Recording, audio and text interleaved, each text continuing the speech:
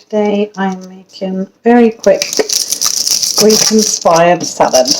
Now, I'm saying Greek-inspired because I don't think it's traditionally Greek. So although I am part Greek Cypriot and I've had lots of Greek salads in Cyprus and in Greece, this is the salad that I make at home. So it is Greek-inspired.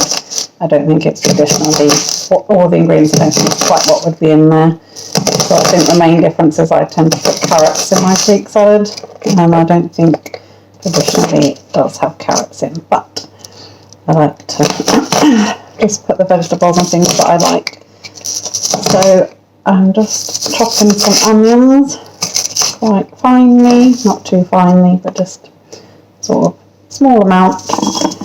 Obviously, put as many of those little onions as you like, depending on your preference.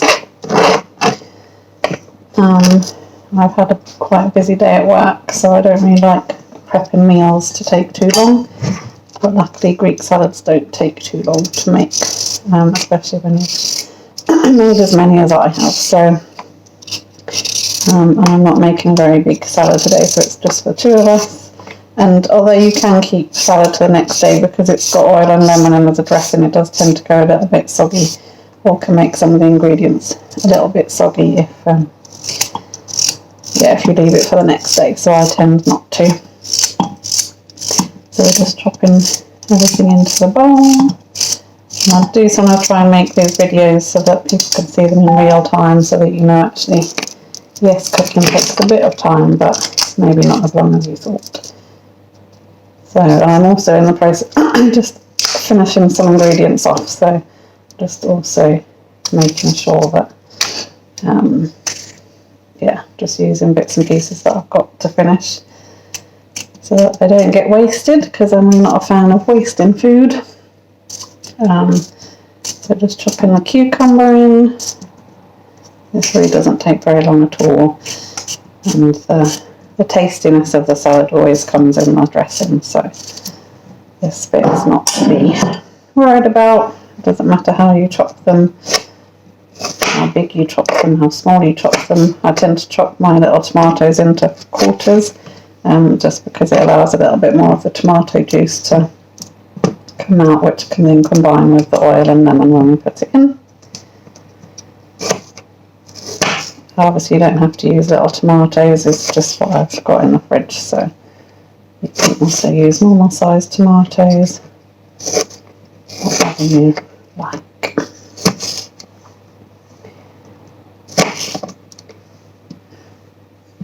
I think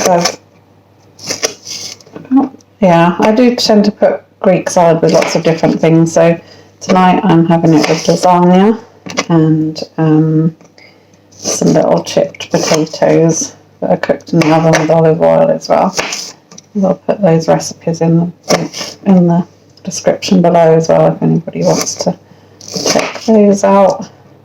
And I think also I'm going to tag on to the end of this a very quick coleslaw recipe as well, which will be very, very quick.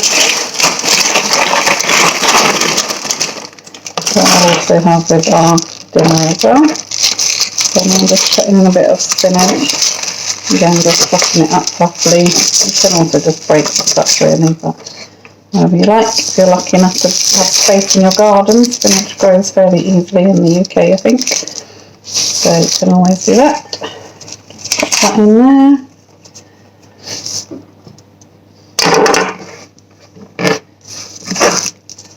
Get as much in as possible. I'm going to put a few olives, so you don't have to put olives in if you don't like, or if you don't have them. These ones are just from Lidl, so they are a Greek make, but they're just from Lidl, so they weren't actually too expensive. I know sometimes olives can feel are quite expensive. These ones have got stones in, so I'm just cutting the olive off the stone, or the olive kind of, away from the stone. Just leave those out. You can leave them in whole as well. I think sometimes cutting them just adds to the flavour, so it just allows the flavour of the olive to disperse into the salad a little bit easier. Just put that in. So I'm just putting about, I think I put about 5 in here, because as I say, it's only for the 2 of us, so it's not a very big salad today. Obviously, if I'm having lots of people over, I'll just make a very big salad. It does seem to go down quite well when you're doing parties, or especially in the summer. It's nice to have a fresh salad, and it tastes a bit different if you're not used to having Greek salads. It's fairly straightforward and normally has a good reception from people. So I'm just squeezing some lemon across it all. So I'll probably put a little bit over half in here. Obviously you'll need to add more if it's a bigger salad. And I'll have a squeeze of that. And then some salt. So plenty of salt. And now I've just realised that I'm leaning my camera up against the olive oil, and I need the olive oil for the salad. So I'm just going to do a little bit of manoeuvring with the camera.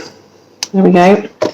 So I'll just pop a bit of olive oil over the salad as well, so just a good glug, not loads. And then the other ingredient that I'm popping in is some dried mint. So you can use fresh mint, but I prefer to use dried mint just because it has a slightly stronger taste or stronger scent to it. So just crumple that across. So this mint I just bought in the packet, but I did used to grow it, so you can grow it quite easily as well. But if you buy it in a packet, often you don't need to use it obviously all at the same time. So if you just hang it up in an elastic band over the door of over the handle of a cupboard door, and then within about a week or so it will dry, and then you can just pop it away into a little jar.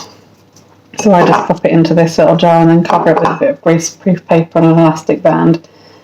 And then it lasts for ages, so then you have a steady supply of mint for your Greek salads when you fancy it. Although having said that, I have pretty much run out now, so I do need to buy and dry some more.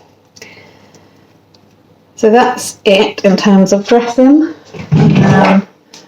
We're just going to give it a good mix. Now, it's better to not make this too early, because otherwise it does get a bit soggy, but equally you do also need it to have a bit of time to allow the lemon, the oil, the salt, the mint to mix in with all the tomato juice and the olive flavour.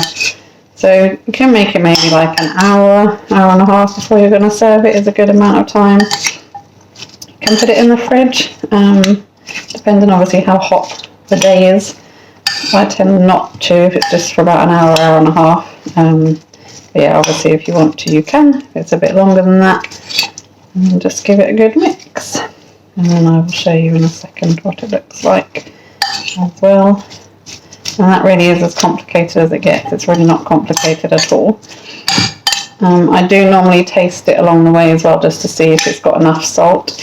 I won't do that now, but I would suggest you taste it for salt and lemon and oil kind of combinations, and make sure that you feel like it tastes how you want it to. Okay, so here is the finished Greek salad. I was going to try and turn the camera around, but I didn't manage it, so I'm just making a separate little section for it. So that's it. It's nice, it's colourful, it's tasty, and it's very healthy. And it can go with really anything. Sometimes I do it with roast chicken as well. Instead of gravy, sometimes I have Greek salad with roast chicken and roast potatoes. But tonight we're going to enjoy this with lasagna. So that's it. And I hope you enjoy this. And yeah, I'll just tag the coleslaw one onto the end as well. Enjoy. Bye. Okay, so this is the simplest, very, very quick video. So I'm making coleslaw. I have already prepared the cabbage and the carrot just because to save time, because I was also making salad and lasagna. But I just wanted to show you this because I think people spend so much money on coleslaw, and often the coleslaws from the shop have got a lot of like extra stuff in it that you don't really need to have a nice tasty coleslaw. Now I've just got carrot and cabbage in this one. Sometimes I put apple in it, sometimes I put onion in it. I'm using salad cream and not mayonnaise just because that's my preference. But you really literally just grate. This has got 2 or 3 carrots in it and probably a little cabbage. Obviously depending on what your preferences are for quantities, you can change it. I would probably normally put more carrots than this, but my shopping I think is due tomorrow, so I've just used the rest of the carrots that we've got. And I think, although I know salad cream isn't that healthy, I also wouldn't eat this much cabbage and carrot without it. So I feel like actually the benefits of eating this much cabbage and carrot probably outweigh the risks of having the salad cream. So sometimes it's good to weigh that up as well. It also lasts a lot longer than the salad cream, than the coleslaw you can buy from the shop. And it really is just incredibly simple. So that's why I just wanted to make this coleslaw add-on to the Greek salad recipe as well. Just so we're going to have both with our lasagna and potatoes later. But we won't eat all of this. There'll be some left for tomorrow to have with something else. And possibly even the day after as well. And that's it. Quick cabbage and carrot coleslaw. Enjoy. Bye.